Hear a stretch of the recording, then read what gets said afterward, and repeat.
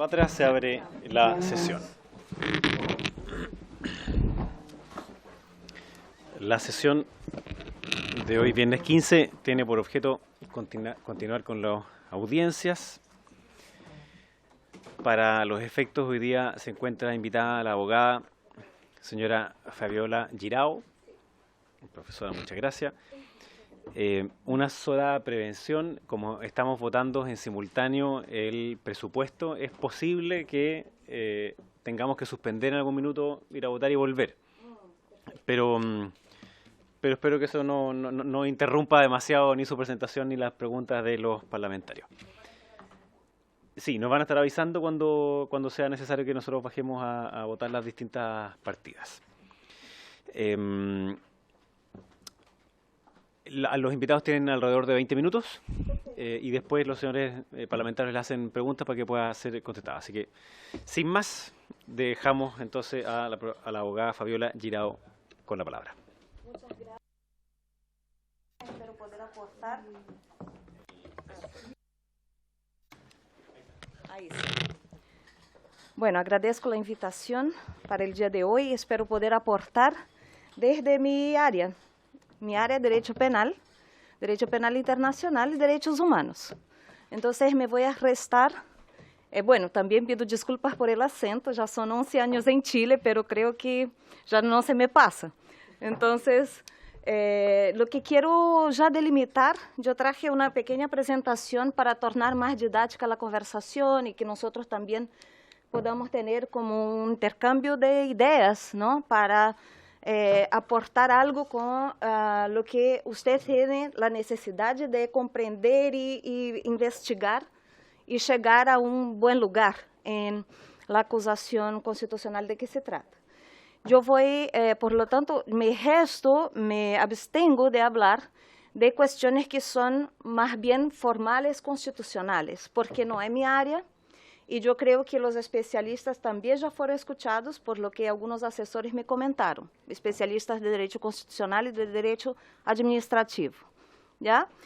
Por ejemplo, la responsabilidad del exministro Chadwick a partir del momento que se decreta el estado de emergencia, ¿no? Esa responsabilidad constitucional, es decir, si los poderes fueron delegados de forma completa o no a los jefes de las fuerzas militares de regiones, la verdad es que es un tema que es pertinente al derecho constitucional y en esa área yo no quiero intervenir porque creo que hay gente más calificada para eso. En todo caso, yo quiero hablar desde la perspectiva de los derechos humanos, ¿no? De los tratados internacionales que Chile ratificó y, por lo tanto, es parte integrante y así contrae obligaciones desde el punto de vista internacional y las consecuencias también desde el punto de vista del derecho penal internacional respecto a los hechos que están narrados en la acusación constitucional. Yo creo que ahí es el lugar donde yo debo estar. ¿Ya? Entonces, yo tengo una presentación que les voy a pasar. Tengo que pasar al otro computador, pero yo iniciaría con, para que ustedes no pierdan tiempo y que la presentación sea más breve, cuestionando la responsabilidad de un Estado a nivel internacional. Tenemos dos cortes aqui em pugna. Por um lado, a Corte Interamericana de Direitos Humanos, que é uma corte que interpone ou que declara a responsabilidade de los estados por violações de direitos humanos quando las hay, quando essas violações estão comprovadas, e, por outro lado, a Corte Penal Internacional, a que também Chile adhiere a partir de 2009. Ambas cortes, uma em nível estatal, para estabelecer responsabilidade do Estado, outra em nível de responsabilidade penal personal, ambas cortes são subsidiárias a las cortes internas de Chile, es decir, Chile tiene que hacerse cargo en su ordenamiento jurídico interno de las responsabilidades de los autocomandos, ¿no? Presidente de la República, ministros de Estado, jefes de Fuerzas Armadas. Agotadas essas vias institucionais internas, se recurre a las cortes internacionales, con alguna excepción, cuando el Estado demuestra que no tiene interés en dar una respuesta efectiva, cuando los procesos se terminam de forma inconclusa ou quando se criam em casos extremos, não? Como ocorreu no passado autoanistias, isso pode ser interpretado por las cortes internacionais como uma falta de intenção de juzgar e de dar uma resposta efetiva à população. E por que assim? Porque ambas cortes, tanto a Corte Interamericana de Direitos Humanos quanto a Corte Penal Internacional, o que querem é recomponer o tejido social. E a recomposição do tejido social em momentos extremos como guerras ou em momentos que não são extremos como guerra, porque Chile nesse momento não está em guerra, mas em momentos de comoção social, o tejido social queda dañado, não?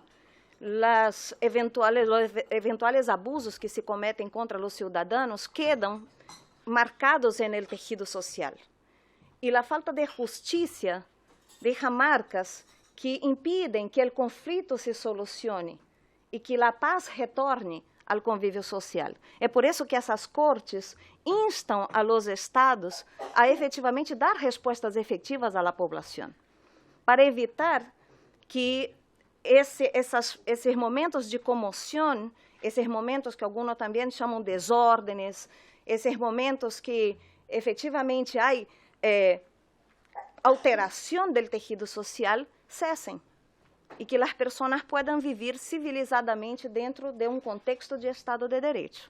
Então, é bastante importante ter em mente que o que as cortes internacionais exigem não é chamar para si a responsabilidade, é que o Estado se haga responsável por los actos perpetrados em seu território, não?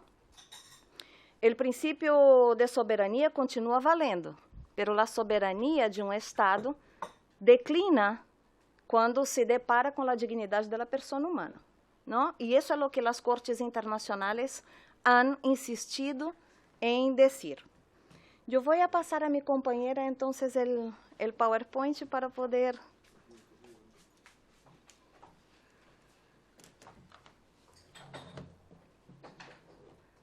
Em relação com a Corte Interamericana de Direitos Humanos, o artículo 1º da Corte Interamericana de Direitos Humanos diz que o Estado tem o dever de respeitar os direitos fundamentais e garantizar estes direitos. Significa que há duas obrigações, uma de abstener-se de cometer delitos e outra de promover políticas de direitos humanos para que esses delitos não cheguem a ser cometidos. Desde o caso Velázquez Rodríguez, em 1988, um caso peruano, um caso de Nicarágua, que foi a primeira decisão da Corte Interamericana.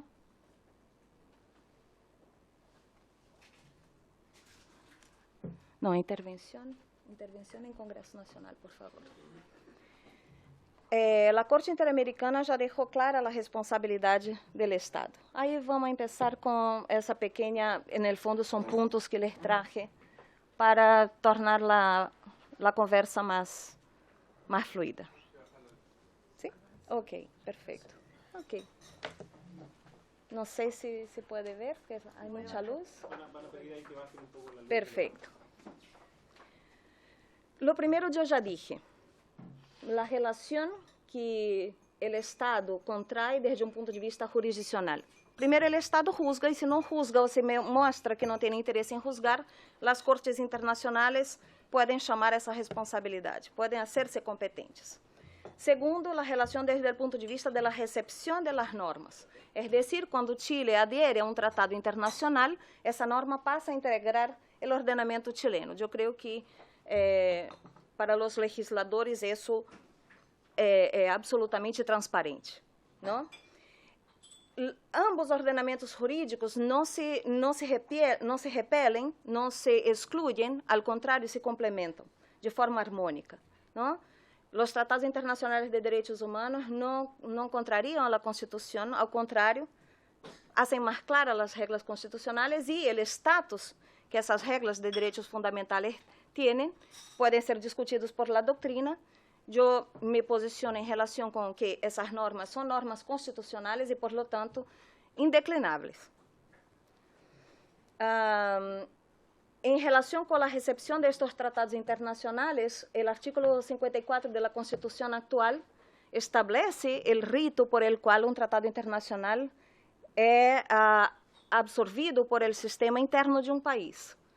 La naturaleza, jurídica de un tratado internacional es distinta de una ley y, por lo tanto, hay algunas discusiones relacionadas con, por ejemplo, la forma que tenemos para reformar un tratado internacional. Yo me filio a la corriente que dice que no podemos reformar un tratado internacional como una ley. La idea aquí es la renuncia o no del tratado. Y hay algunos tratados que son irrenunciables, cuyos derechos son indeclinables, como nosotros vamos a ver aquí. Incluso en momentos de excepción, hay derechos que no declinan, que no se suspenden. Los tratados internacionales están previstos en el artículo 15 de la Constitución, en el inciso segundo. Hay que siempre recordar que la reforma que se hizo en relación con el inciso segundo del artículo 5 ya fue una reforma negociada posteriormente a la ditadura cívico-militar y, por lo tanto, habiendo sido negociada, refleja el estatus constitucional de las reglas de derechos humanos. En relación con los hechos de la acusación constitucional, debemos tener en consideración que los hechos narrados en la acusación son los hechos ocurridos hasta el 27 de octubre, ¿no? Eso por lo que vi en la acusación constitucional. Los números presentados, que ya no son los números actuales, son los números que aparecen ahí. 1.092 heridos aquella fecha, 546 personas heridas por arma de fuego, 24 por balines, 122, por lo menos eso fue lo que vi en la acusación constitucional. Si hay algún error, podemos volver al texto de la acusación constitucional. 122 lesiones en globo ocular en ese momento y 4 pérdidas oculares hasta aquella fecha, ¿no? 103 querellas vinculadas a tortura, tratos crueles y violencia sexual por parte de fuerzas militares y policiales, 5 querellas por homicidios supuestamente cometidos por agentes del Estado, 3.193 detenciones, dentre las cuales 343 niños, niñas y adolescentes, lo que es muy grave a la luz del derecho internacional, porque la Convención de los Derechos del Niño no declina en fase o en presencia de un estado de excepción. Los derechos de los niños tienen que ser resguardados en cualquier momento, incluso en situaciones de conflicto armado. También menciona detenciones en lugar no habilitado, es decir, en residencias de particulares, ¿no? Que mostraría ahí una detención ilegal, abusiva. Como yo les comenté, yo me voy a limitar a comentar el capítulo 1 de acusatório. São 2 capítulos. O capítulo 2 versa estrictamente sobre temas constitucionais, então eu me quedo com o capítulo 1, que tem por título Omissão em adotar medidas eficazes para detener violações graves de los derechos humanos durante a vigência de las declarações de estado de emergência em território nacional. E aqui, outra vez, le chamo a atenção para 2 tipos de responsabilidade. A omissão em relação com proteger a los derechos humanos, genera responsabilidade do Estado chileno junto à Corte Interamericana de Derechos Humanos. Não é uma responsabilidade personal, não? Por outro lado, essa mesma omissão, temos que ver aqui, discutir um pouco, se também genera responsabilidade penal de la autoridade que está sendo acusada. ¿Ya? Entonces me voy a referir a 2 puntos. El carácter sistemático de los hechos cometidos, si es que estos hechos, como narrados en la acusación constitucional, constituirían un delito de lesa humanidad, ¿no? Y la prohibición de suspender determinados derechos por parte de los tratados internacionales. Entonces siempre les voy a estar comentando desde 2 perspectivas. Por un lado, derechos humanos, responsabilidade del Estado. Por outro lado, direitos humanos, responsabilidade personal, Corte Penal Internacional. Já? Recordando que ambas cortes só atuam se o Estado não atua ou se o Estado mostra que com sua atuação não demonstra um interesse real em responder a estos hechos violatórios de direitos humanos. E por que atuam as cortes internacionais, tanto a interamericana quanto a de direito penal internacional? Porque estos hechos dañam o tejido social, dañam a paz e dañam o Estado de Direito. E a recomposição da paz, a recomposição do tejido social depende muito das respostas que se entregam à população. E aqui hago parêntese porque creio que he escuchado, porque sou professora da Clínica Jurídica da Universidade de Valparaíso, he escuchado de las vítimas del PRAIS que há muito dolor em relação a não respostas que todavia não se dão de delitos cometidos em la época da ditadura cívico-militar. Respostas em relação com reparação de danos, indenização de pessoas, además de las respostas penales que alguns põem em dúvida o rigor dessas respostas penales. Eu estou narrando hechos que escuto de vítimas da ditadura que dizem que estão reviviendo, ¿no?, lo que ocorreu em aquele momento e, a la vez, sentem que não houve uma resposta eficiente do Estado. E isso é o que vai acumulando no tejido social esse tipo de comoção que acabam explotando em violência, não? Muito bem. Então, eu primeiro les ratifico, ¿no?, lo que está dicho en la acusación, y ahí creo que la acusación está correcta, en que el artículo 1 de la Convención Americana de los Derechos Humanos obliga a los estados a respetar los derechos y libertades reconocidos en la Convención, además de que el Estado tiene que garantizar el ejercicio de los derechos. E aí já les comentei, desde a primeira decisão Velázquez Rodrigues versus Honduras, de 1988, o artículo 1 da Convenção se impõe como uma regra geral de obrigação de los Estados, que é respeitar, ¿no?, as garantias e liberdades que estão previstas em la Constituição. A doutrina em direitos humanos diz que respeito é a obrigação que tem o Estado e de seus agentes, cualquiera que sea su carácter o condición, los agentes del Estado, de no violar directa ni indirectamente por acciones o omisiones los derechos y libertades reconocidos en la Convención. Implica, por lo tanto, restricción al ejercicio del poder estatal. El poder estatal siempre tiene que actuar dentro de un marco riguroso de límites, ¿no? Porque los límites son las libertades y garantías y derechos individuales de las personas. Lo que dice la regulación internacional en materia, por ejemplo, del uso de la fuerza, que la fuerza puede ser usada, pero tiene que ser usada con estricto rigor y profesionalismo.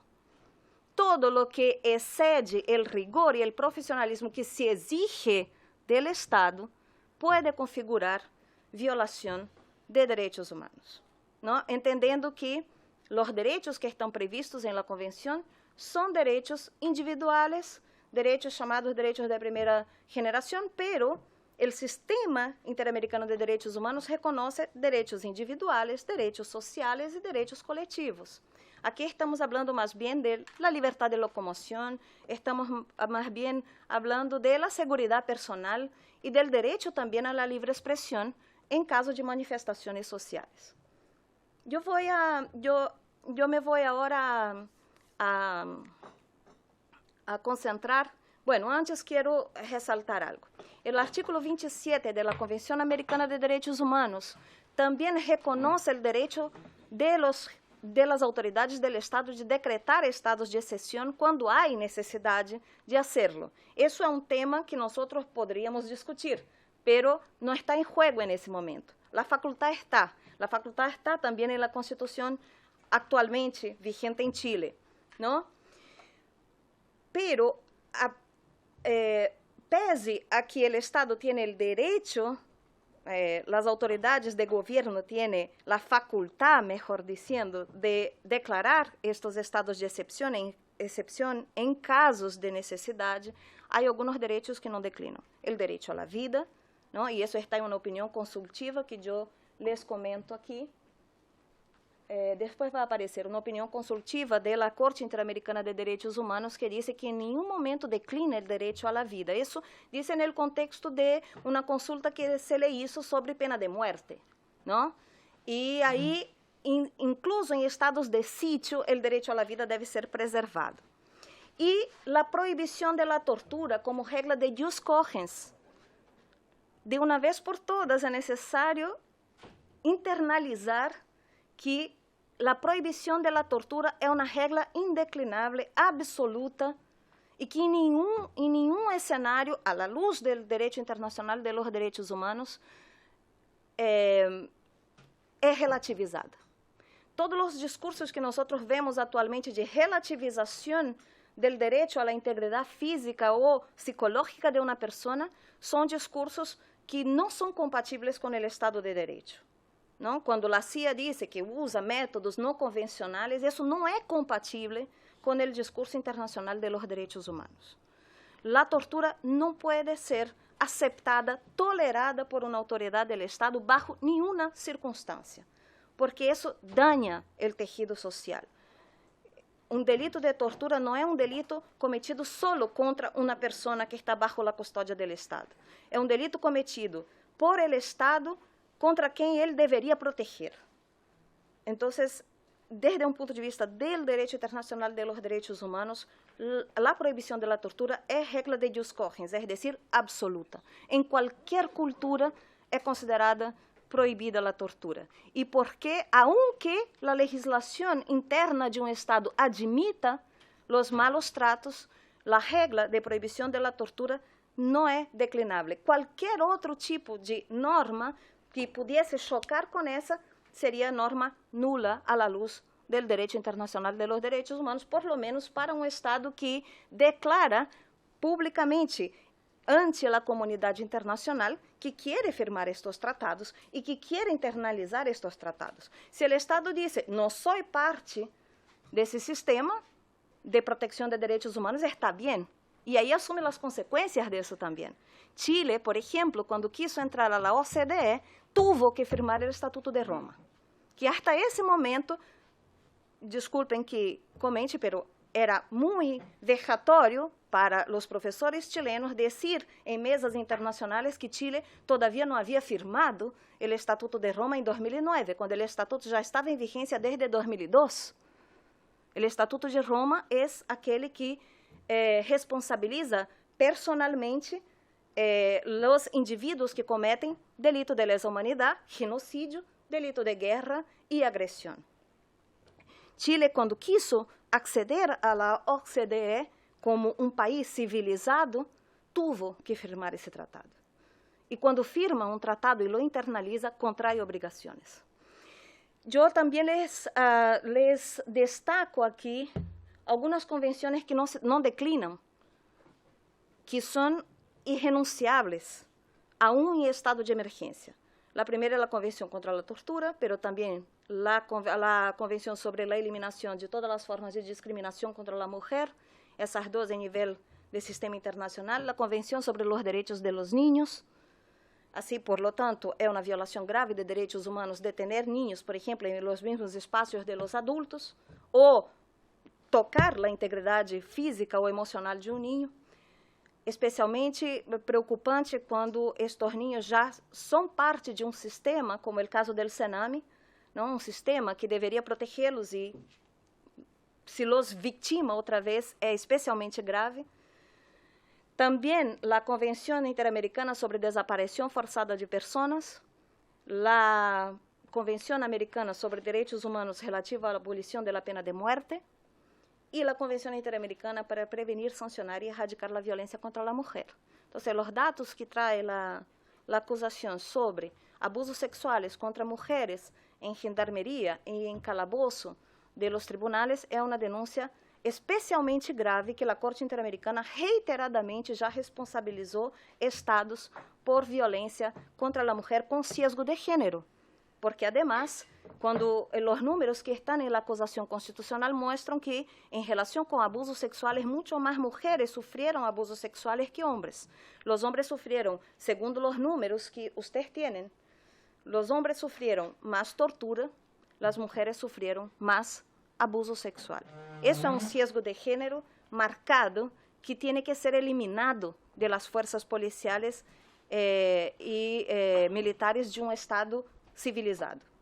Não pode ser que o atentado ao corpo das mulheres continue sendo uma tática de guerra ou uma tática de sanção informal para inibir a expressão das pessoas. E chegamos finalmente, e aí já vou terminando para que nós podamos conversar, sobre os elementos de contexto de um delito internacional. A acusação habla de sistematicidade, não? Não é um tema sencillo de abordar, especialmente quando nós estamos vivendo o momento de alteração, não? Do ordem público, enfim. Pero lo que eu vou tratar de fazer é entregar a vocês elementos que são teóricos e técnicos sobre o que é sistematização no contexto de direito penal internacional, e Chile tem uma legislação atualmente vigente que também descreve e tipifica os delitos de lesa humanidade. Então, segundo o artículo 2º da Lei 20.357 de 2009, um delito internacional, um delito de lesa humanidade, é aquele ataque generalizado ou sistemático contra a população civil, não? O ato que se comete tem que ser parte de um ataque generalizado ou sistemático. O caráter coletivo do crime se demonstra em la tipificação desse delito. Generalizado é um término mais bem quantitativo. Generalizado em sentido de que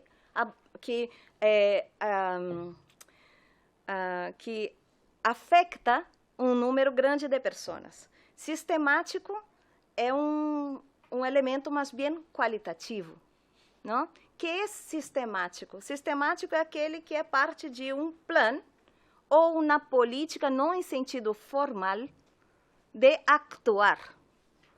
Então, a pergunta que há que fazer é se os números que estão na acusação constitucional revelam um padrão de conduta que pueda configurar uma sistematização de um actuar de carabineiros e de forças militares, em contexto de estado de exceção, antes do estado de exceção, já que a acusação aborda um período maior que o período propriamente de declaração do estado de emergência. Lo que há que verificar é se, no contexto que se quer abordar, o contexto de estado de emergência ou contexto anterior ao estado de emergência, ou ambos, se os delitos que se cometeram obedecem a um padrão contra um número, não um número que configure generalizado, mas um número substancial de pessoas. Por exemplo, a Corte Interamericana já considerou delito de lesa humanidade a prisão e tortura sexual contra 11 mulheres, em um mesmo contexto. Os números que aparecem na acusação constitucional são números mais potentes, não são números bastante grandes, não? O caráter coletivo do delito por um lado e a exclusão de actos aislados de violência por outro. É decir, quando, no contexto de Estado de Direito, não havendo alteração da ordem constitucional, a polícia, por exemplo, detém uma pessoa e la mata em suas dependências, esse é um delito gravíssimo, pero não significaria necessariamente, não descarto, pero não significaria um delito de lesa humanidade necessariamente porque não é cometido em um contexto sistemático de ataque contra a população civil. E quem é a população civil? População civil são todos aqueles que não são combatientes. No caso de Chile, nesse momento, não podemos falar de combatientes, não temos um inimigo. Combatente, se habla de combatente em caso de conflito armado. Chile não está viviendo un caso de conflicto armado, y eso yo puedo decir a partir de la declaración del presidente de la República que decreta estado de emergencia y no estado de sitio. Y reconoce una conmoción social, no un conflicto armado. El derecho internacional humanitario, que el brazo del derecho internacional que regula los conflictos armados, hace una diferencia entre conflicto armado internacional, conflicto armado interno, disturbio o conmoción social, que é o que nós vivimos. Distúrbios são as situações que estamos vendo nesse momento em Chile. Máximo chega aí, porque conflito armado não é. Conflito armado necessita obrigadamente dois grupos que podem entrar em confronto. Podem ser civis, mas civis que tenham potencial para suportar o confronto, a batalha. Não é o que vemos. O que estamos vendo em Chile é actuar de las Fuerzas Armadas em contexto de protesta social. Não temos guerrilheiros ao outro lado. Não temos, desde uma perspectiva do direito internacional, terroristas do outro lado. O que temos é população civil. Delitos, sim, saqueos, incêndios, etc., que devem ser devidamente investigados, processados e as condenas devem recair sobre as pessoas que se hagam responsáveis por estes delitos. Mas são delitos individuais cometidos por pessoas civis. E a população civil não pode ser atacada, deve ser protegida. Quando é atacada de forma sistemática, é decir, quando se visualiza um patrão, quando não são atos aislados, isso configura delito de lesa humanidade. Que o ataque responda a uma política do Estado ou de seus agentes, isso diz a lei chilena. Pero que política de Estado é essa? É uma política declarada? Vamos aplicar a lei de terrorismo contra determinado grupo? Não necessariamente. Não é necessário que exista um plano político declarado. É necessário que se verifique um patrão de conduta em relação com o confronto entre forças policiais, forças militares e população civil, partindo do suposto que estamos em situação de paz e partindo do suposto que as pessoas que estão na calle, aunque cometam delitos, não podem ser considerados combatientes, têm que ser considerados pessoas protegidas, cidadãos chilenos. Não se exige, por lo tanto, uma política expressa, formal ou documentada. E também quero citar uma coluna que foi escrita por la professora Cláudia Cárdenas, da Universidade de Chile, por la abogada de Direitos Humanos Karina Fernandes e a abogada também Madalena Garcés, de Londres 38, em que elas citam o caso Antenco, em México, que é esse caso da detenção de las 11 mulheres vítimas de abuso sexual por parte das forças policiais mexicanas, em que a Corte Interamericana entendeu que aí havia uma sistematicidade em relação com essa conduta praticada contra as 11 mulheres que foram objeto de abuso sexual e violação, además de tortura. E por ataque sistemático, finalmente, temos uma série de atos sucessivos que se estendem por um certo período de tempo e que afetam ou são dirigidos a um número considerável de pessoas. Esse número não tem que ser um número tão amplo que configure o outro elemento de contexto generalizado, sistemático ou generalizado. E só queria ressaltar que a Lei 20.357 considera autores de los delitos praticados contra a população civil as autoridades que estão a mando dessas forças policiais. Incluso aqui, o professor Henrique Cury, que redactou a Lei 20.357, que tipifica os delitos de lesa humanidade, foi mais claro que o mesmo Estatuto de Roma, o mesmo Estatuto da Corte Penal Internacional, porque o Estatuto da Corte Penal Internacional estabelece dois tipos de responsabilidade. Uma é a responsabilidade da autoridade ou jefe militar por não controlar suas tropas, por não controlar sua gente. Essa é uma responsabilidade que não é a responsabilidade por el delito que comete o subordinado. É uma responsabilidade individual e autônoma. es responsable por su omisión. Y en Chile, Henrique Cury deja claro en la redacción de esa ley que aquí la responsabilidad no es por omisión, la responsabilidad es por el delito que tu subordinado comete. Entonces, é uma responsabilidade todavia mais potente que a responsabilidade a priori que o Estatuto de Roma prevê. Porque, claro, o Estatuto de Roma também baja a autoria de los delitos, pero tem uma forma de tipificar que pode generar solamente a responsabilidade por haver se omitido. Em Chile, entendo eu, que os artículos 35 e 36 da Lei 20.357 hacen responsáveis como autores de los delitos cometidos contra las personas, las autoridades que podem evitar que estos delitos ocorram, desde que, claro, tenham conhecimento de que estos delitos estão ocorrendo. Eu poderia falar-lhes desde a perspectiva do direito penal internacional. Como é que podemos saber se uma autoridade deve ou não responder por los delitos cometidos por seus subordinados? E com isso termino.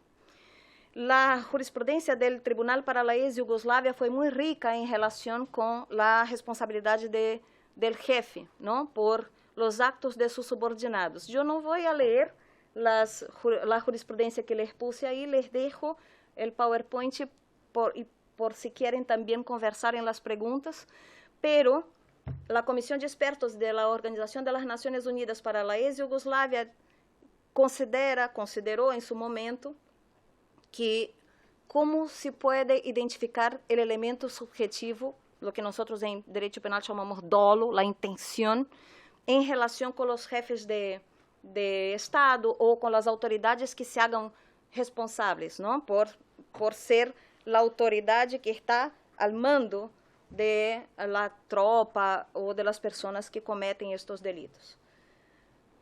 Não é necessário que exista uma declaração. Eu sei o que está passando e estou respaldando minha tropa. Não é necessário que exista essa declaração.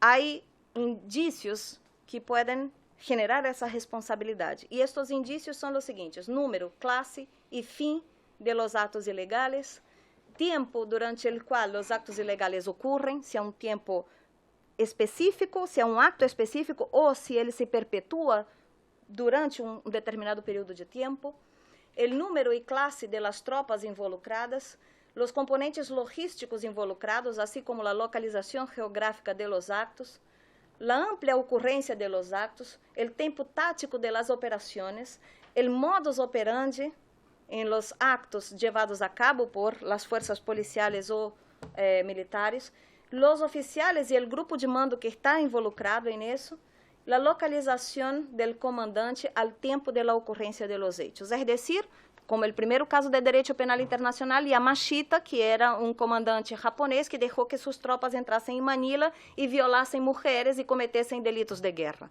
Ele não sabia porque estava com as relações cortadas, com as comunicações cortadas àquela altura, e foi bastante discutida sua responsabilidade internacional. Naquele momento, a responsabilidade internacional foi reconhecida, foi o primeiro caso de responsabilidade do superior. A partir do caso Yamashita, a jurisprudência dos tribunais ad hoc evolucionou e se estabelecem estándares para a responsabilidade do superior, em um sentido de que eu não posso responsabilizar um superior se ele não sabe o que está passando e não tinha como saber que era o que estava passando. Mas a partir do momento que ele tem conhecimento de los atos, se hace responsável por evitar que estes atos vuelvan a cometer-se. Não? E se de ele, em parte, a ordem para cometer estes atos, a responsabilidade está absolutamente expressa no artigo 36 da lei chilena 20.357. A lei diz, no artigo 36, a ordem de cometer uma ação ou de incurrir em uma omissão constitutiva de delito conforme a esta lei, assim como a ordem de não impedi-las, impartida por uma autoridade ou jefe militar ou el que atua efectivamente como tal, a um subalterno lo hace responsável como autor del delito cometido por el subordinado. yo me pongo a disposición de las señoras y de los señores para eventuales comentarios, preguntas, de lo que pueda de alguna manera informar. Muchas gracias, profesora, por su interesante presentación y no hay ningún problema con su con las palabras y otras preocupas, así que no tiene nada que pedir disculpas. Así que le ofrezco la palabra a los diputados si quisieran hacerle preguntas a la profesora. Diputada del Real. Gracias, presidente. ¿Cómo está, profesora? Quería consultarle.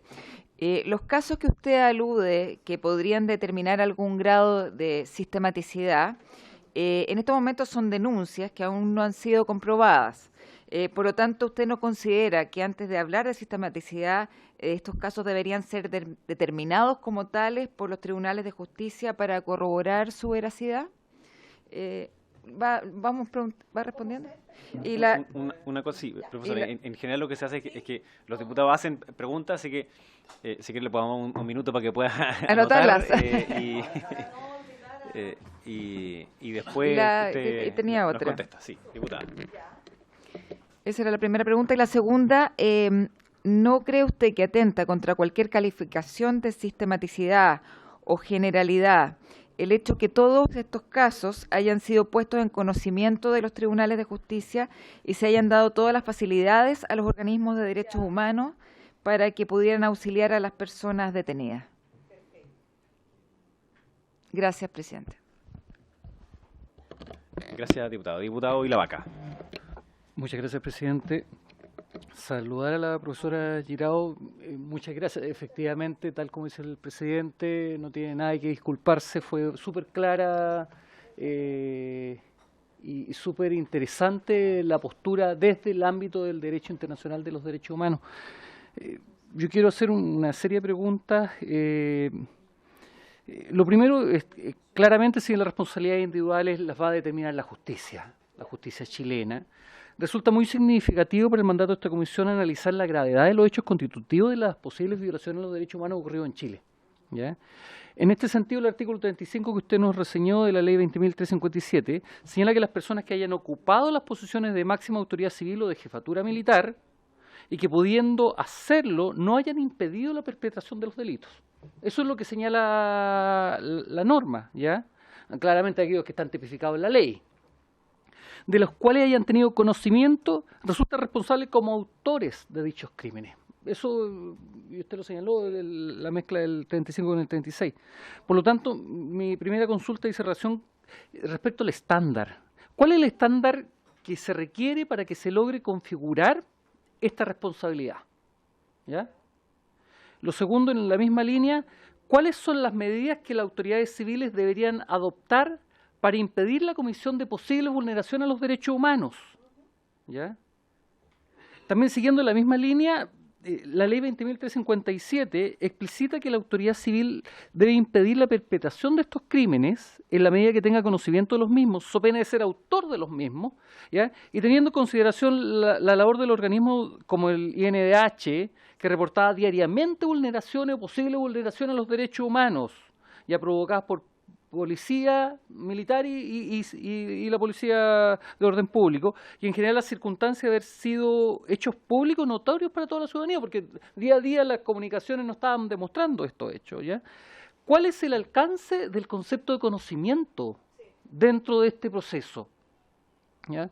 Del conocimiento de la vulneración de la posible vulneración de los derechos humanos, y ¿podría jurídicamente indicarse que el exministro acusado tenía conocimiento, atendido estos antecedentes, respecto a estas posibles vulneraciones? ¿Ya? La responsabilidad constitucional y penal ciertamente nunca van a ser lo mismo, claramente corren por caminos absolutamente diversos, y ayer el profesor Ferrada hizo una clara intervención respecto a eso, ¿ya? No obstante, este caso particular, ¿podrían tener algún tipo de relación, de acuerdo a la gravedad, ¿ya? De existir eventualmente algún tipo de responsabilidad penal del acusado, ¿podría señalarse que se satisfacen las causales constitucionales para declarar su responsabilidad constitucional según lo dispuesto en la propia acusación? Y a su juicio también, señora Fabiola, según las cifras que hemos conocido por el INDH, ¿cree que existe este carácter generalizado y sistemático de las posibles vulneraciones de los derechos humanos en nuestro país? Es su criterio, ¿ya? Y según las características de las vulneraciones que Chile ha conocido desde el 17 de octubre a la fecha, nos encontramos con muerte, detención ilegales, apremios ilegítimos, tortura y posible asesinato por agentes estatales, que son materia de investigación criminal que se están siguiendo hoy día por nuestros tribunales.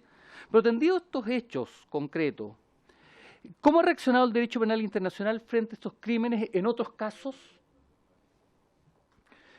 Y también a su juicio, profesora, ¿tenía el señor Chadwick algún deber constitucional en estas materias que cumplir? ¿Tenía algún deber legal que desarrollar, que ejecutar para asegurar a la ciudadanía sus derechos fundamentales? ¿Tenía algún deber de acción en particular, en definitiva, para poder, atendido los hechos ya conocidos, poder disminuir este tipo de hechos, este tipo de acciones? Entiendo que el ministro actual, el ministro Blumel, tomó una decisión concreta en conjunto con Carabineros. Dijo, ¿sabe qué? Hoy día el uso de los balines y la escopeta en particular solamente van a ser utilizados en casos de peligro de vida. Eso es lo que tomó el gobierno en las últimas semanas. ¿Esa decisión se puede haber adoptado antes, atendido los hechos que existían? Bajo el derecho internacional de los derechos humanos y bajo el derecho penal internacional, ¿cuándo puede considerarse que existe un padrón de conductas? Porque ya lo dijo la profesora que expuso el día lunes. En Chile, ella afirmó, existió un patrón de conducta tendientes a vulnerar los derechos humanos. Dijo, porque en definitiva, cuando ocurre un caso, y usted lo dijo en su exposición, claro, puede ser un caso aislado. Pero cuando ya ocurre 10, 20, 30, 100, 200 veces, por ejemplo, los perdigones en los ojos, ya estamos hablando de que no es un hecho solamente aislado, ¿ya? Entonces, los hechos hoy día en nuestro país pueden constituir este padrón.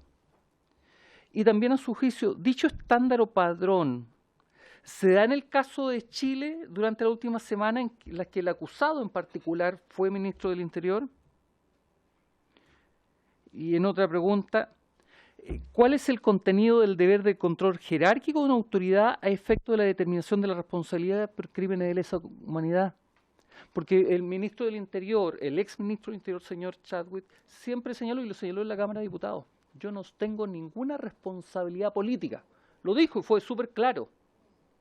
Yo creo que el presidente asume que sí tenía responsabilidad política al momento de pedirle la renuncia, y ayer también lo señaló el profesor Ferrada. Él dice, yo veo que es difícil determinar la responsabilidad política del presidente, atendido que el presidente sí tomó una medida, le pidió la renuncia a su ministro del Interior, pero el ministro del Interior ¿tiene responsabilidad política respecto a todos estos hechos?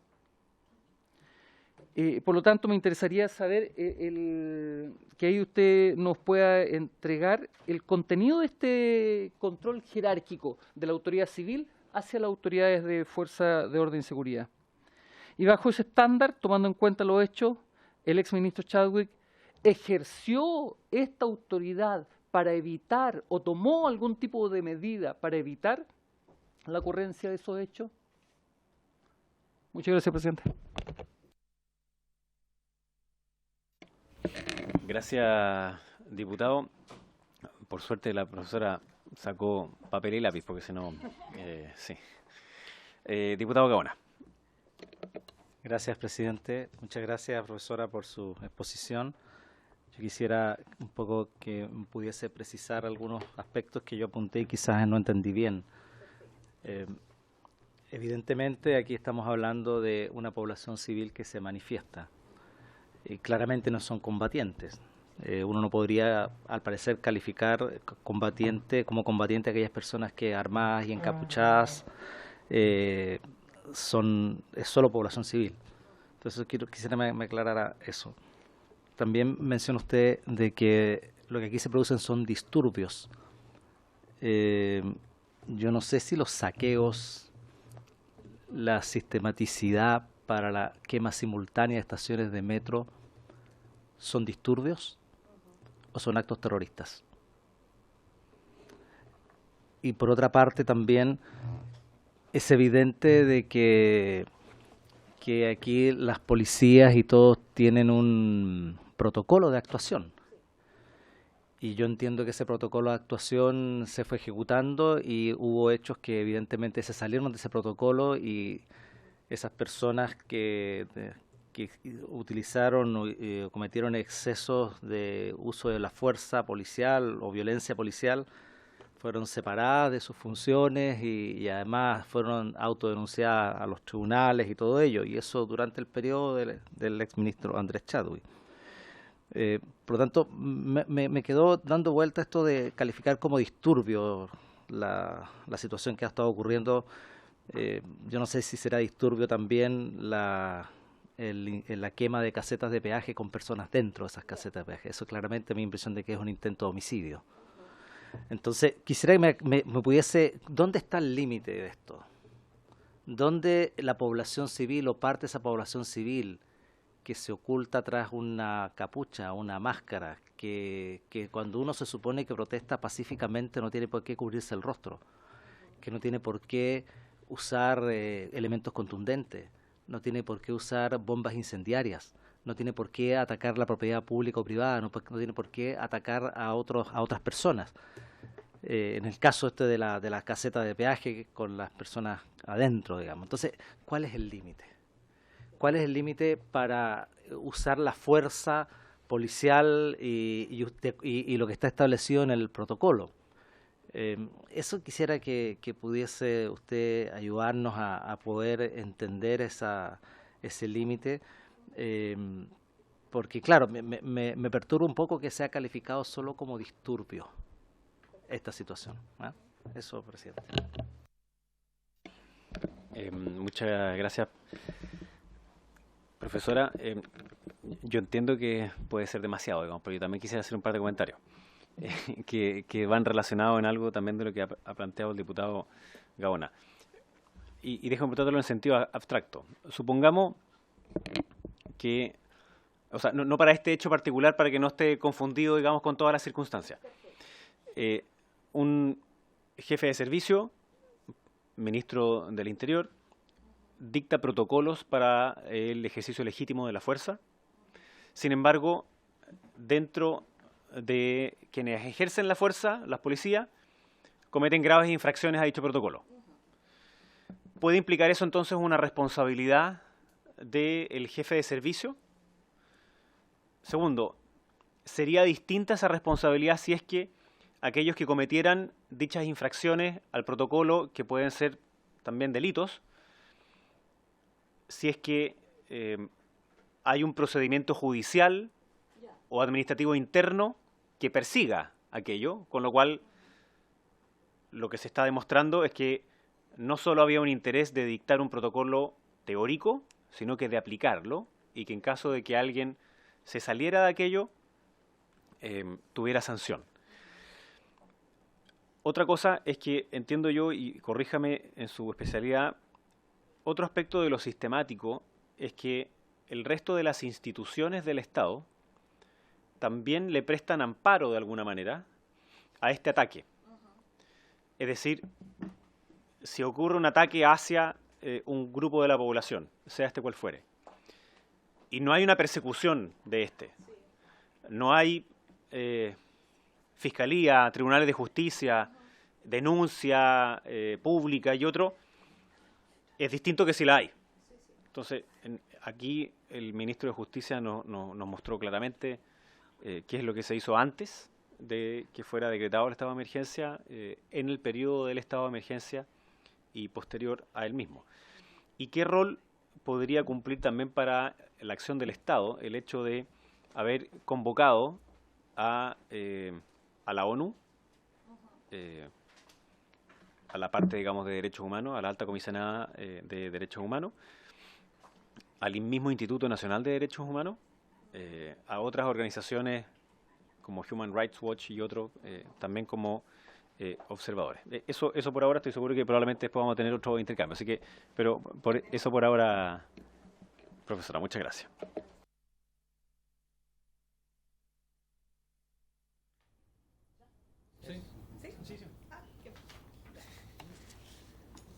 Bueno, primero, muchas gracias por las preguntas. Yo creo que eso es lo que al final interesa, ¿no? Enriquece la pequeña presentación que les traje. En relación con la pregunta de la diputada, sí, todos los hechos que están ahora bajo, en el fondo, el análisis de los tribunales de justicia, sí, aún así podrían configurar en sí mismos o la sospecha o las denuncias, sí, las denuncias en sí mismas podrían configurar la sistematicidad. Yo creo que la pregunta va a si tenemos institución, si tenemos poder judicial que está actuando, si aún así se podría considerar desde el punto de vista del derecho internacional como sistemático. Esa es la pregunta. Los hechos que se están investigando de forma individual dicen relación con la obligación que tiene el Estado de hacer funcionar sus instituciones. Esa es la obligación desde un punto de vista del artículo 1 de la Convención Americana de los Derechos Humanos. No violar y promover, ¿no?, el respeto a estos derechos. Promover en un sentido de dar respuestas. Sin embargo, los hechos que ocurrieron y que existen en sí mismos, por ejemplo, lo que fue dicho aquí en relación con los perdigones en ojos de personas, estos hechos en sí mismos, obviamente, si fueron cometidos por fuerzas del Estado, son constitutivos ellos en sí mismos de un patrón de conduta, por lo menos en relación a esses hechos, porque, claro, toda vez que se instaura uma ação penal, temos que, basicamente, ver duas coisas.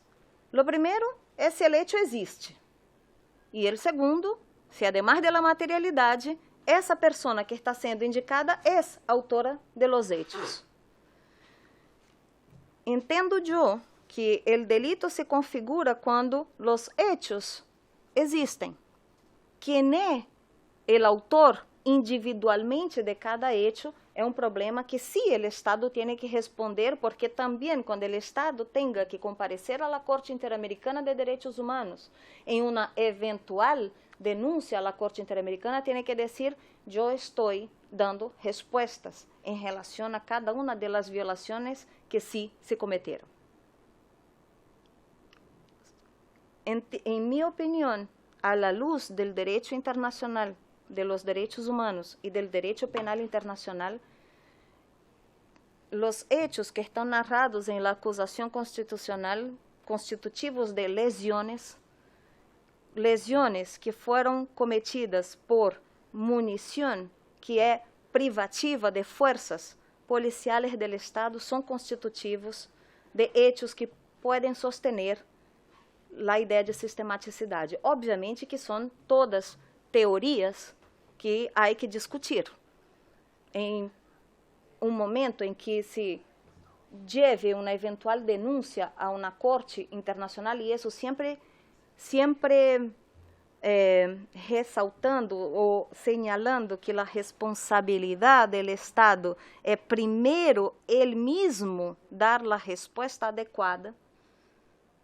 Es decir, que su poder judicial sí responda, e incluso, havendo la ley 20.357, que también los delitos de lesa humanidad sean llevados a los tribunales nacionales primero, para establecer responsabilidad, y ahí creo que hay un límite que yo no les puedo ayudar mucho, que es la responsabilidad constitucional, porque creo que en relación con el momento en que se declara el estado de emergência, se pode aí discutir se o poder que o presidente otorga a los jefes militares de cada região é um poder absoluto ou não, pero isso desde um ponto de vista constitucional. Outra coisa é o direito penal. Os hechos são constitutivos de delitos individuais, por um lado, pero, por outro lado, a reiteração, o patrão que se ha llevado a cabo, se é que é assim, porque eu estou falando lo que está aqui em la acusação constitucional.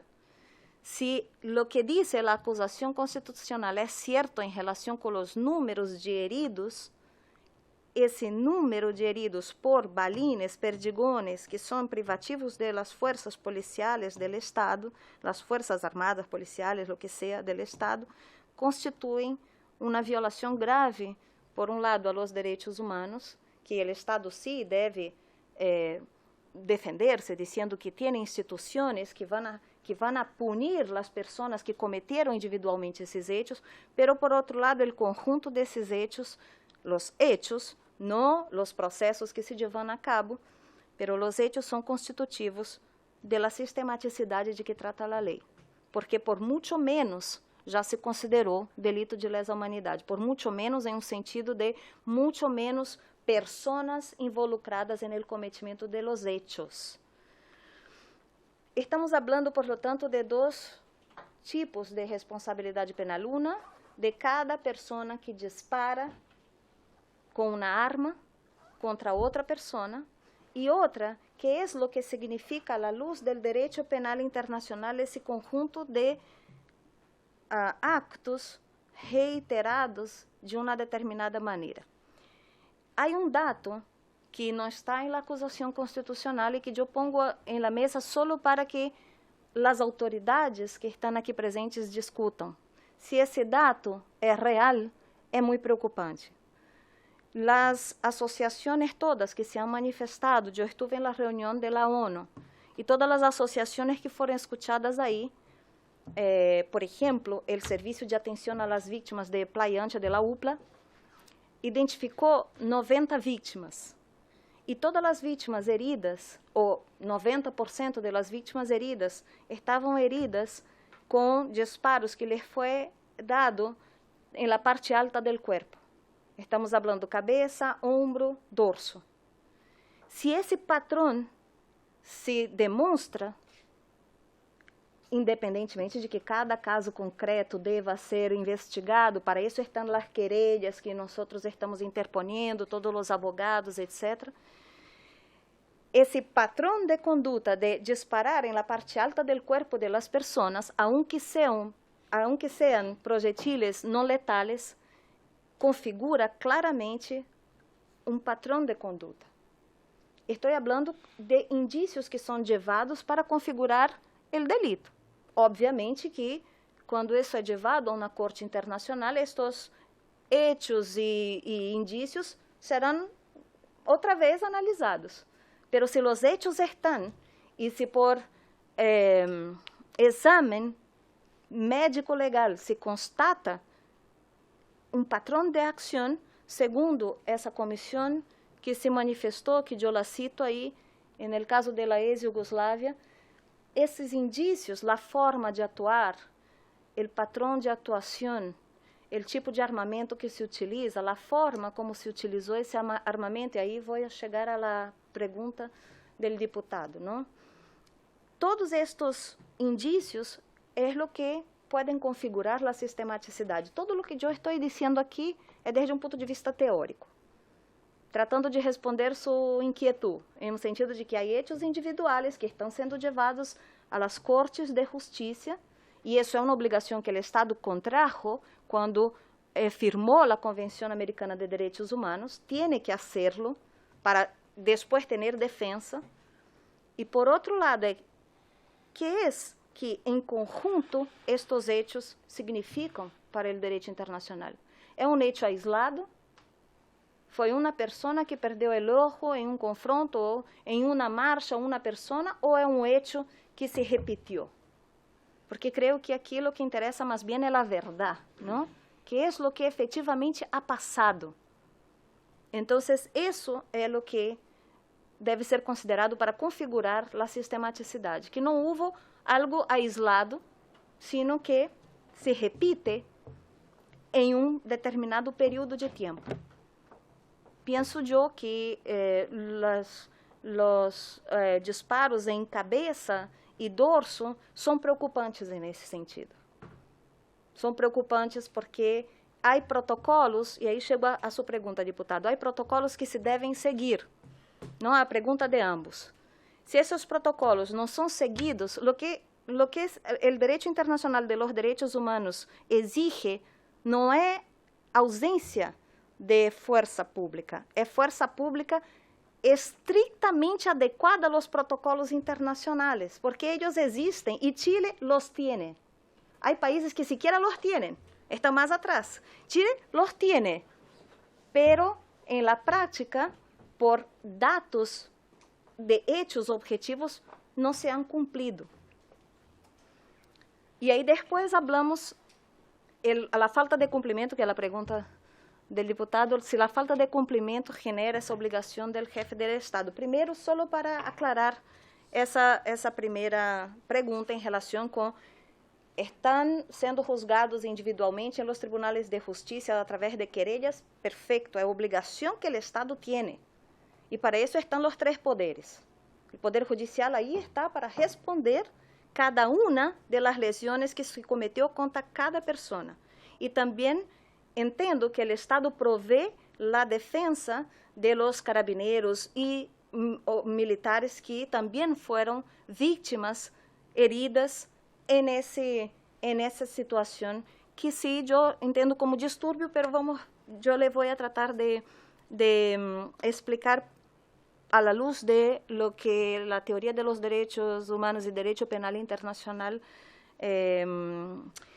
pone como criterio estándar, ¿no? Eso sería lo primero, diputada. En relación, y ahí venimos con, llego a la, si usted está satisfecha con la respuesta, llego a esa pequeña relación de preguntas, ¿no? Siempre recortando, delimitando lo que creo yo que puedo aportar, porque todo lo que dice respecto, en el fondo, con la responsabilidad constitucional, yo prefiero no ser imprudente y meterme en la especialidad de otros colegas, ¿no? En relación con la responsabilidad individual que está siendo llevada a cabo por la justicia chilena, yo creo que traté de contestar cuando hablé de la respuesta para la diputada. Chile contrae esa obligación y tiene que hacerlo, ¿no? Y de forma adecuada, también dando el derecho a defensa, con la presunción de inocencia. Eso es parte de la responsabilidad individual de cada persona, ¿no? Aquí, en el fondo, la inquietud de las autoridades que están aquí es si el exministro es o no es responsable por lo que sus tropas o lo que las tropas de fuerzas del Estado, ¿no? Policía y fuerzas militares practicaron en las calles, por lo menos los números, que podemos discrepar sobre los números, porque los números van siendo, como usted dice, actualizados, los hechos van llegando, estamos viviendo la situación todavía, ¿no?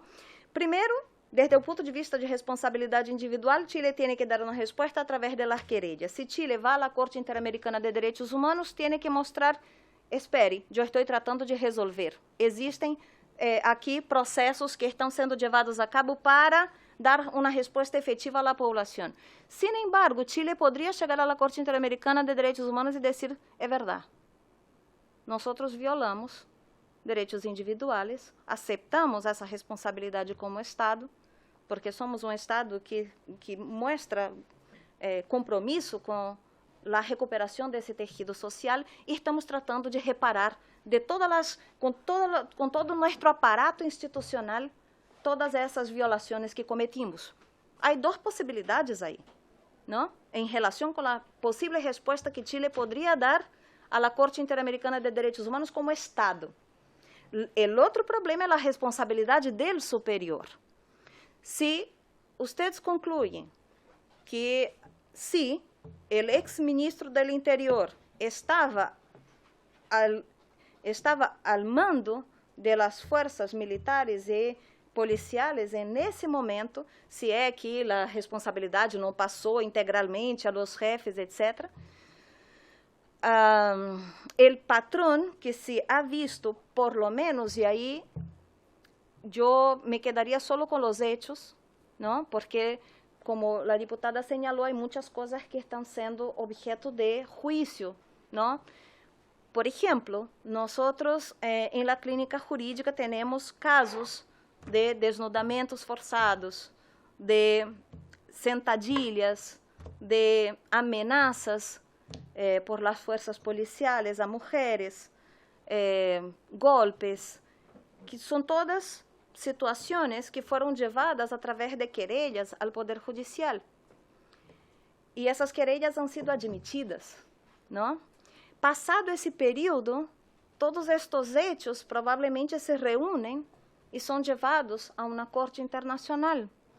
Lo que las dos cortes internacionales, una en relación con el Estado y otra en relación con la responsabilidad de los jefes, presidente de la República, ministros de Estados y generales, porque el derecho penal internacional, el Estatuto de Roma, no va a juzgar los soldados que están en la calle. El Estatuto de Roma se chama la responsabilidad porque está diciendo Chile no está mostrando la disposición verdadeira de juzgar. Entonces chamo yo esse assunto para mi competencia. Eso es lo que teóricamente yo les puedo contar. También les puedo contar lo que se ha dado en materia de jurisprudencia de la Corte Penal Internacional. Hasta ese momento hay pocas decisiones, ¿no?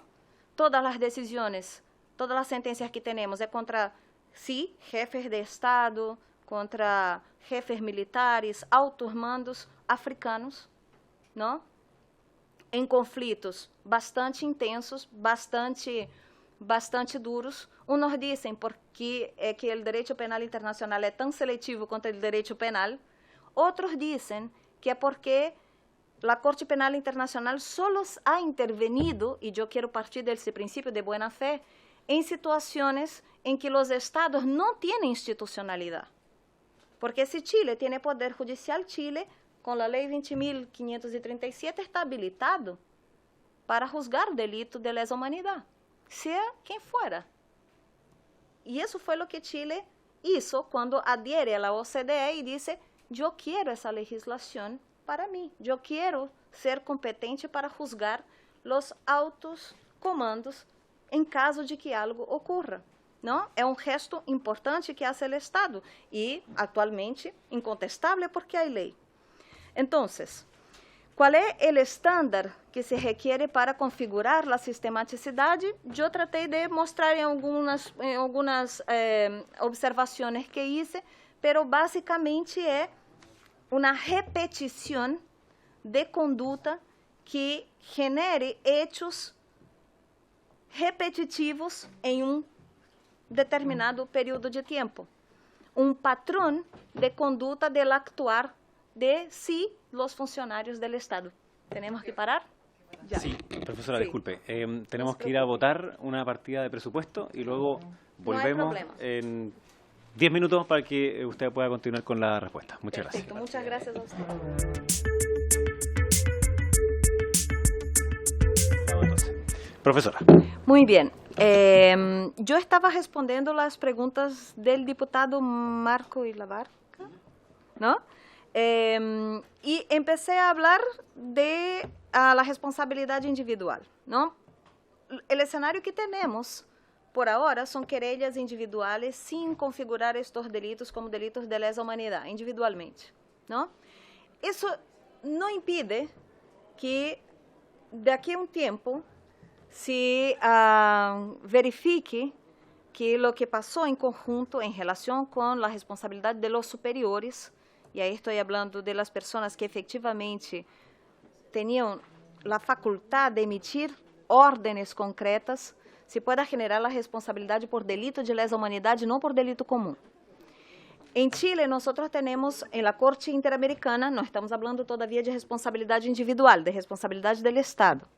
Pero en Chile tenemos el caso Monacillo Aureliano, que es un caso de 2006, en que la Corte Interamericana de Derechos Humanos dijo a Chile: la jurisprudencia en materia penal que ustedes están desarrollando sobre los delitos que fueron cometidos en la época de la dictadura cívico-militar en Chile no está bien, porque estos delitos que fueron cometidos en la época de la dictadura no eran delitos comunes, eran delitos que atendiam patrão de sistematicidade e, por lo tanto, o que vocês estavam chamando de sequestro e homicídio, chamem de desaparição forçada. Isso significa calificar o delito como delito internacional. Isso seria o que, teoricamente, podría pasar en Chile en algún tiempo cuando se mire hacia atrás y se observe en conjunto lo que se ha hecho hasta ese momento. Yo entiendo que lo que nosotros estamos hablando aquí está acotado en un determinado período de tiempo porque la autoridad ya no está más en su cargo. Por lo tanto, lo que yo creo que puedo afirmar é que se efetivamente queda comprovado que o ministro do Interior podia frenar o uso excessivo da força em aquele momento, isso poderia generar responsabilidade do superior, à la luz da Lei 20.357. Isso tem que estar comprovado. E por isso, eu les tenho que, outra vez, recordar que isso los constitucionalistas también tienen que ayudarlos a identificar. Si en el momento del toque de queda se entrega el poder total, por ejemplo, en relación al toque de queda, en el momento del estado de emergencia, si se entregó completamente ese poder para los jefes militares, por ejemplo, de decretar toque de queda, o si el presidente, que es lo que yo creo, continúa ejerciendo ese poder. Es decir, cuando se decreta el toque de queda, ¿quién lo decreta? ¿Y con qué autoridad lo decreta? ¿Es el jefe de la región o es el presidente de la República que da su aval para que ese toque de queda sea decretado? Eso los constitucionalistas van a manejar desde un punto de vista constitucional, porque hay una legislación, por lo que entendí de lo que habló en otra ocasión un profesor de la Universidad de Valparaíso. Hay una superposición de legislación en materia constitucional que tiene que ser analizada. En materia de derecho penal internacional, lo que los hechos muestran es que hay una sistematicidad. ¿Quién es responsable por estos hechos?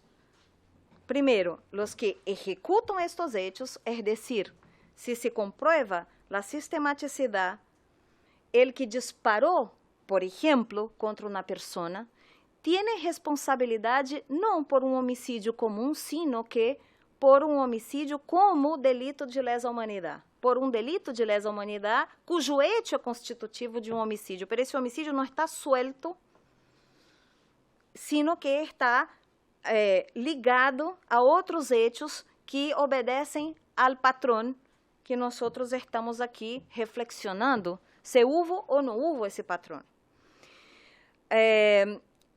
Chile tiene protocolos de actuar de fuerzas militares y de fuerzas policiales. Si esos protocolos no son obedecidos, además de la responsabilidad de aquel que no obedece al protocolo, en el momento en que ese exceso de fuerza es llevado a conocimiento de la autoridad responsable, que podría ser el ministro del Interior o el presidente de la República o el jefe, y eso era un problema constitucional, pero en el momento en que ese actuar excesivo es llevado a conocimiento de la autoridad no puede dejar de actuar para que cese ese exceso. Y además, como algunos destacaram, señalaram aqui, estabelecer os mecanismos internos para a responsabilidade individual.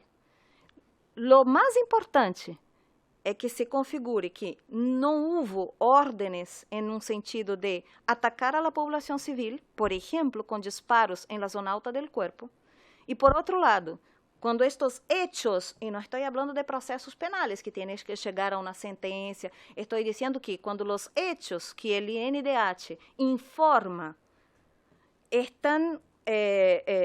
já ocorreram, a autoridade tem que tomar imediatamente uma providência para que cessem estes hechos, em cumprimento com as obrigações internacionais e para evitar responsabilidade por delito internacional, en el caso delito de lesa humanidad.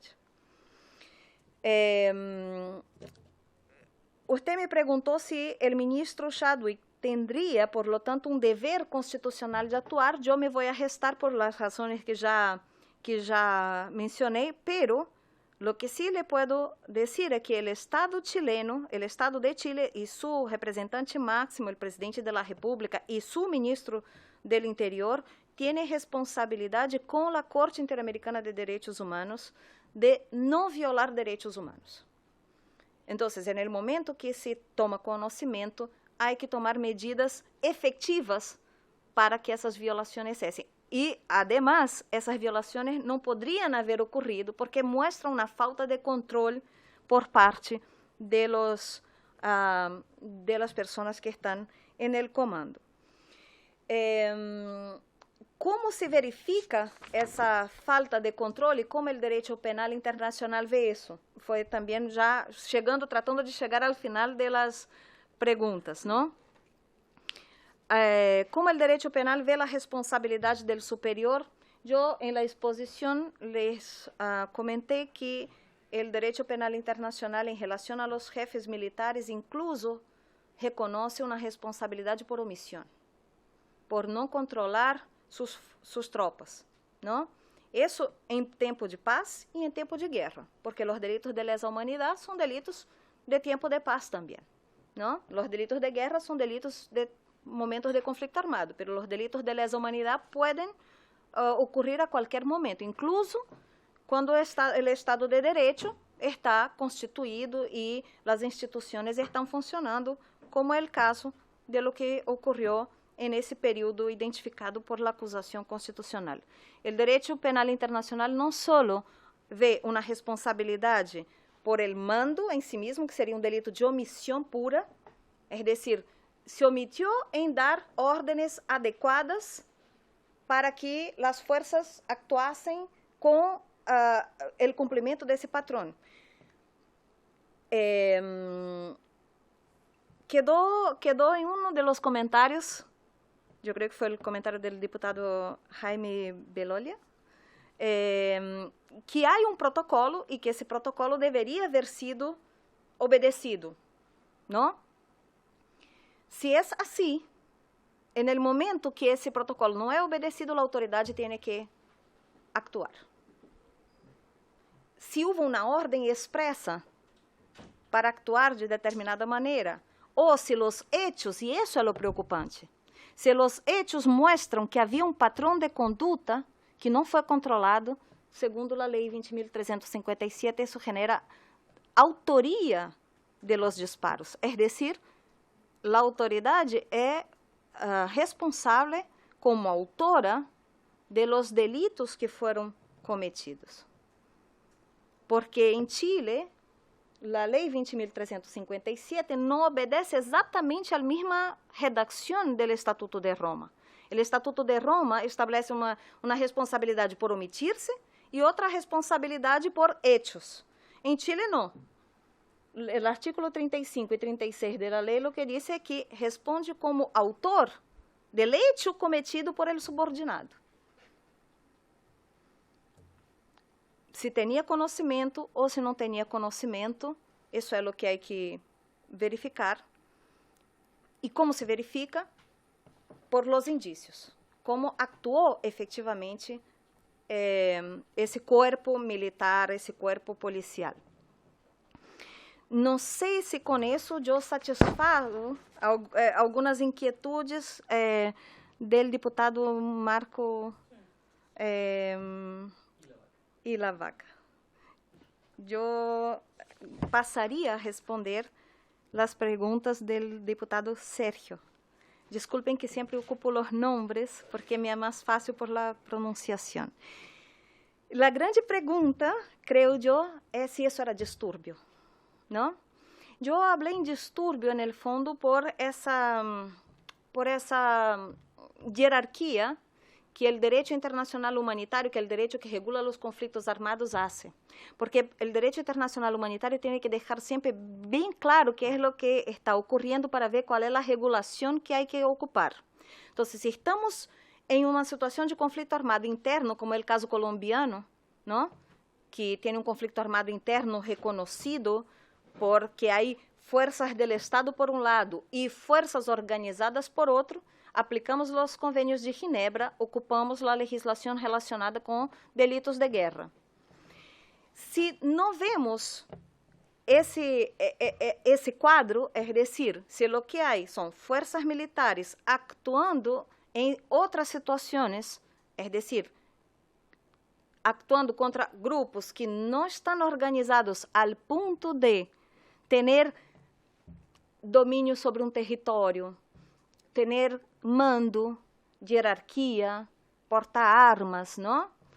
Configurar a figura de um combatiente, estamos falando em população civil. Isso eu creio que não é menor nesse momento, porque, claro, sua inquietude é saber se estes actos de vandalismo, incêndio com pessoa dentro da caseta, não?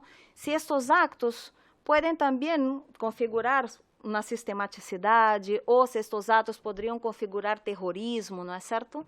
Eu creio que por aí é sua pergunta. Eu lhe vou dizer desde o ponto de vista mais bem teórico, porque creio que minha opinião como persona não interessa. Então, le vou a mostrar desde o ponto de vista teórico com decisões da Corte Interamericana para as situações de quiebre democrática em América Latina.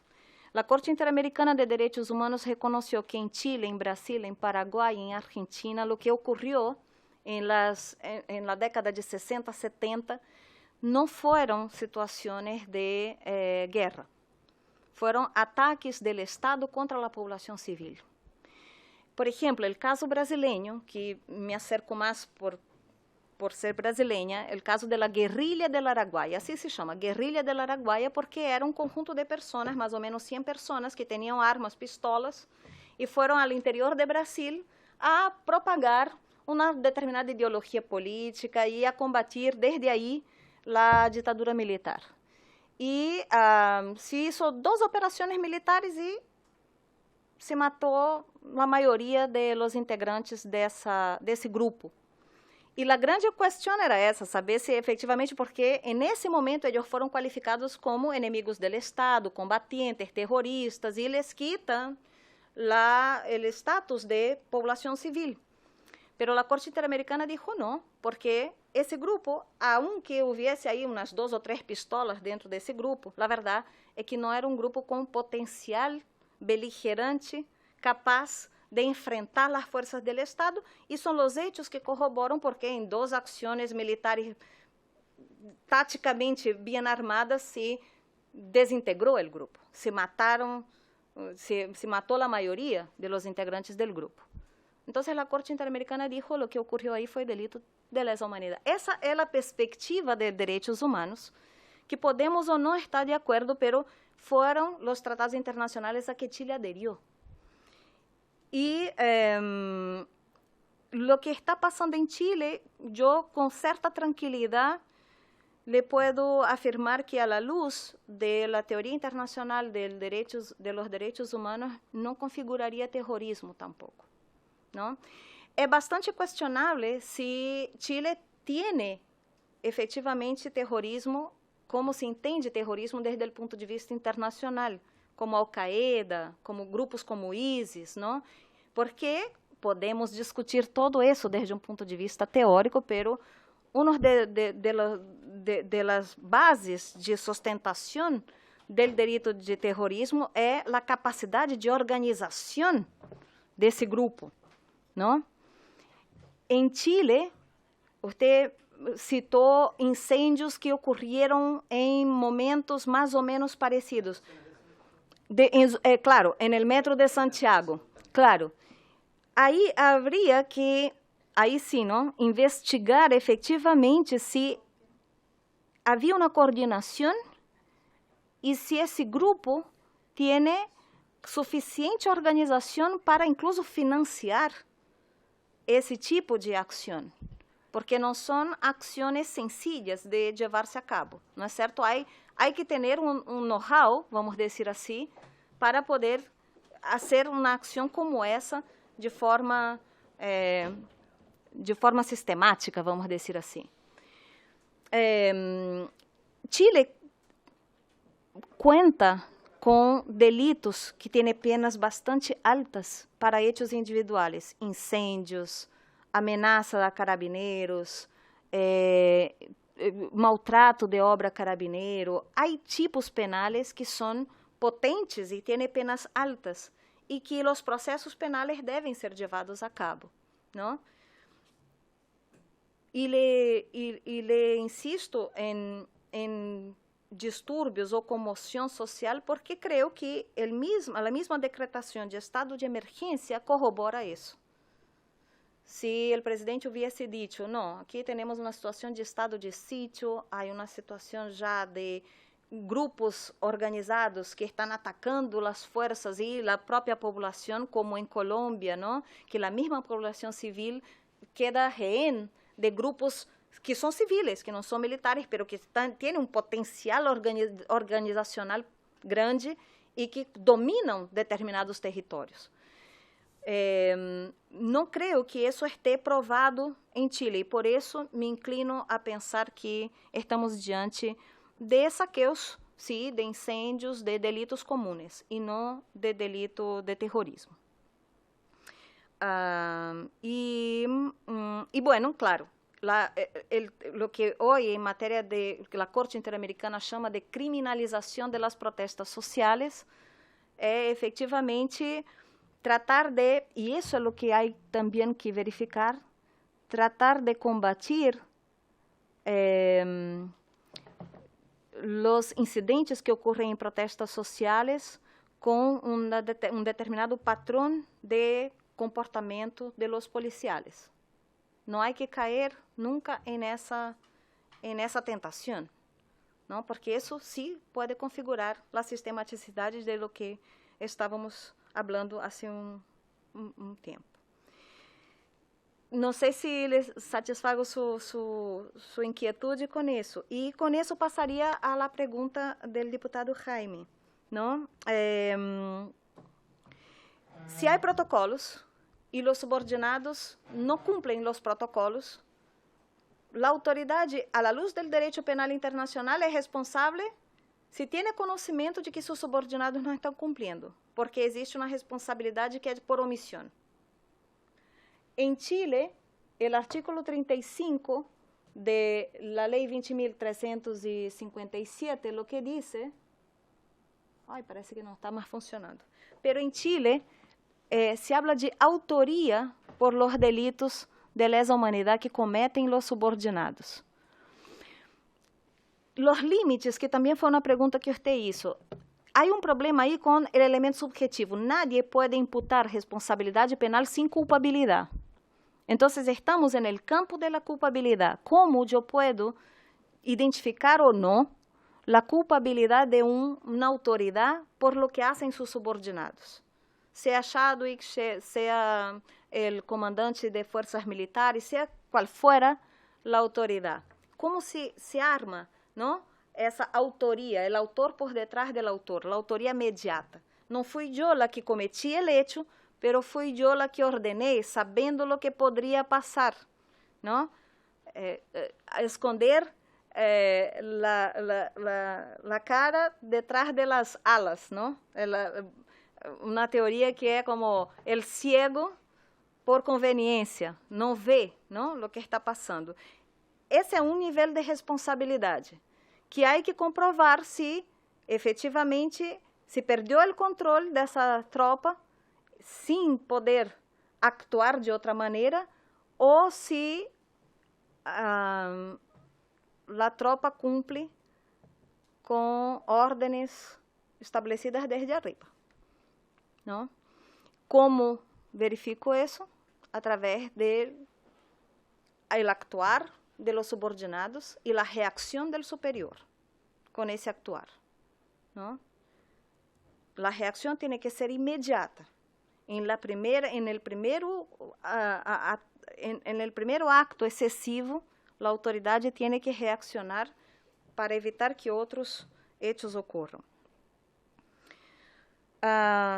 Em relação com o caráter sistemático, Usted me hizo una pregunta que hablaba de amparo, ya no me acuerdo mucho cuál era. Otras instituciones le prestan... la invitación que el gobierno chileno hizo a las autoridades, a las instituciones de derechos humanos, eso es parte de la responsabilidad de Chile contraída por la Convención Americana de Derechos Humanos. Entonces, el día que Chile tenga que defenderse ante la Corte Interamericana de Derechos Humanos, va a decir, no, mi institucionalidad funciona, e incluso em momento de excepção, eu invitei a los organismos internacionais para comparecer, tratando de, vamos dizer assim, sair da esfera da responsabilidade do Estado. Isso é uma coisa, não? Responsabilidade do Estado chileno ante a Corte Interamericana de Direitos Humanos. Outra coisa é a responsabilidade penal individual que recai sobre o jefe por los atos del subordinado. E aí, algo que creio que se me olvidou em sua pergunta, pero não me acuerdo. Se você quer reiterar ou se não, ¿estamos bem? Eu creio que Chile, só para completar, a Chile não lhe falta institucionalidade. Há poder judicial, estamos organizados, pero incluso em tempos de paz, os hechos podem configurar delitos de lesa humanidade. As reacções das autoridades são as que importam nesse caso. Isso é o que eu poderia dizer e continuo sempre à disposição de los senhores. Muchas gracias. Muchas gracias, profesora, y lamento que hayamos tenido que No se preocupe. interrumpirla realmente y después volver. Fue más largo de lo que pensábamos. Claro, y fue un poquito más largo el tiempo que pensábamos. Así que yo sé que también le hemos quitado harto tiempo. Han No, sido, por favor. ya más de 2 horas y media. Así que, salvo que entre algún comentario puntual para poder después dispensarla. Sí. Tengo una Diputado duda, profesor, disculpe que abuse de su buena voluntad. Yo tengo una preocupación personal que fue dada también por una conversación que tuve con el fiscal regional de Los Ríos. Yo soy de Valdivia, de la región de Los Ríos, ¿ya? Y él me decía que hoy día el proceso investigativo en Chile para determinar las responsabilidades penales individuales sufre un grave problema y tiene un alto riesgo de no llegar a nada, que dice relación con la individualización de los hechores, ¿ya? Y allí, en el proceso investigativo nacional, vamos a tener un problema grave. ¿Cómo ve la Corte Interamericana o la Corte Penal Internacional este tipo de situaciones? Porque lo más seguro es que muchas de las causas que se están investigando sean archivadas, sin tener responsabilidad alguna. En la región nuestra pasa, Profesora. con un caso nos pasa. Los estándares del derecho penal probatorio son altos, ¿no? Sin prueba no se puede condenar a nadie, ¿no? Eso en materia de responsabilidad penal a la luz del ordenamiento jurídico interno de un Estado. Lo que la Corte Interamericana seguramente cobrará de Chile son respuestas efectivas a essas violações de direitos humanos. Se existem processos penais levados a cabo segundo as garantias processais que são reconhecidas por el direito internacional, princípio de presunção de inocência, ampla defesa, amplo processo, estamos cumprindo com a obrigação internacional. Sin embargo, lo preocupante é que os hechos, las personas que perderam a visão, las personas que efetivamente comprueban que sufrieron agresiones, aunque não podamos determinar quem são os autores, poderia fortalecer a responsabilidade do Estado por não cumprir com a obrigação de evitar que essas violações hajam ocorrido. O Estado tem institucionalidade e, obviamente, que cada processo penal tem que ser individualmente analisado, é decir, a responsabilidade penal de cada pessoa tem que ser provada com ampla defesa, com presunção de inocência. O que é preocupante é o conjunto de los hechos que se levaram a cabo e os hechos estão provados porque as pessoas estão com perda de visão, exames de corpo de delito que comprovam agressões físicas, que comprovam lesões, não? E esse conjunto de fatores que ocorrem em um tempo concentrado e com um padrão que parece que é o que se vai demonstrar por como les comentei, os disparos em la zona alta del cuerpo, etc., não? É o que pode reforçar a responsabilidade do Estado chileno por haver violado massivamente os direitos humanos. O problema não é que cada processo penal, e ao contrário, cada processo penal tem que ser riguroso. Sem provas, não podemos condenar a nadie. O problema são os hechos que já estão e que configuram, por a análise destes hechos, uma análise acotada de los hechos em um período de tempo específico, mostram um padrão de comportamento que não foi o padrão de comportamento adequado segundo os protocolos internacionais. Porque não se pode estar disparando em la parte alta del cuerpo de la población. Sí.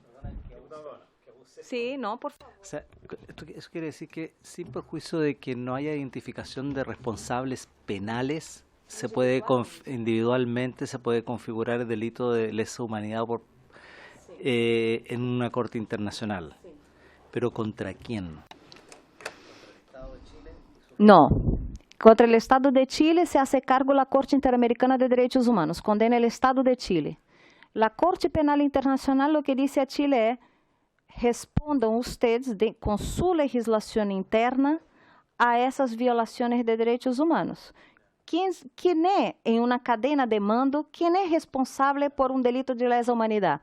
O soldado que disparou, ponendo um exemplo qualquer, o soldado que disparou, ele cometeu delito de lesa humanidade. Ele disse: não, mas eu estava cumprindo ordens. Em direito penal internacional, cumprir ordem de delito de lesa humanidade ou de genocídio não exclui a responsabilidade penal. Então, o soldado, ele que ordena diretamente ao soldado e ele que emite a ordem de atacar a população civil. E por isso é que é necessário que se estabeleça o padrão de comportamento, se é que houve, como os hechos aí estão como indício de que houve, e se esse padrão de comportamento se comprova, temos responsabilidade de toda a cadena de mando.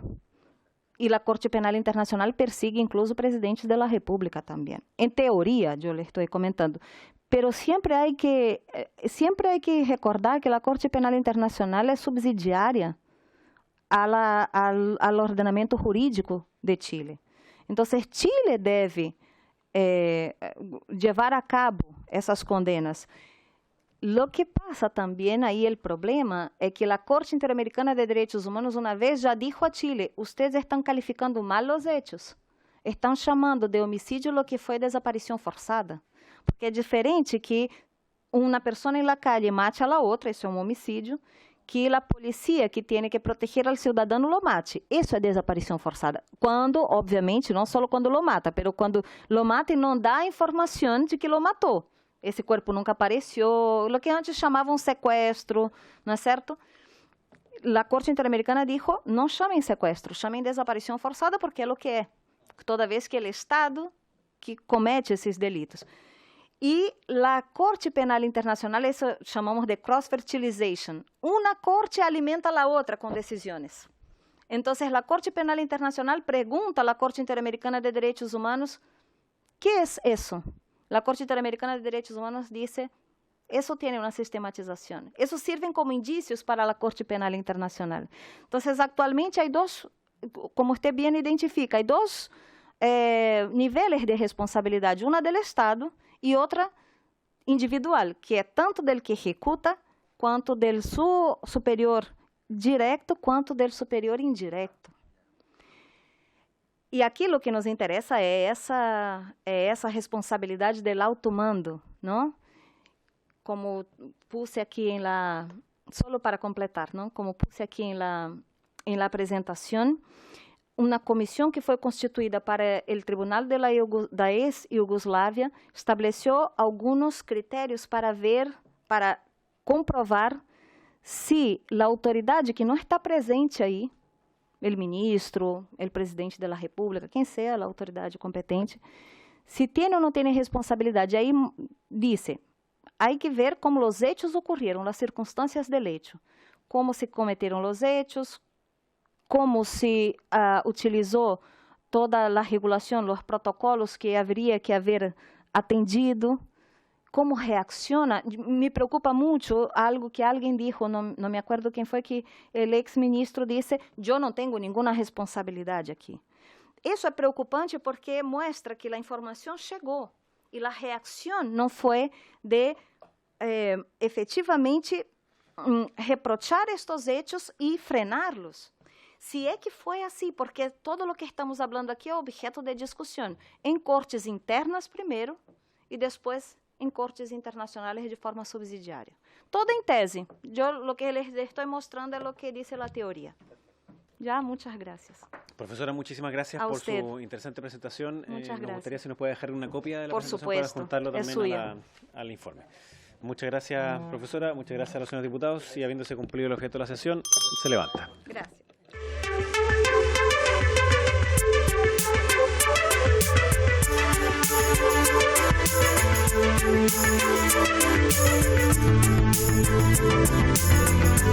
Thank you.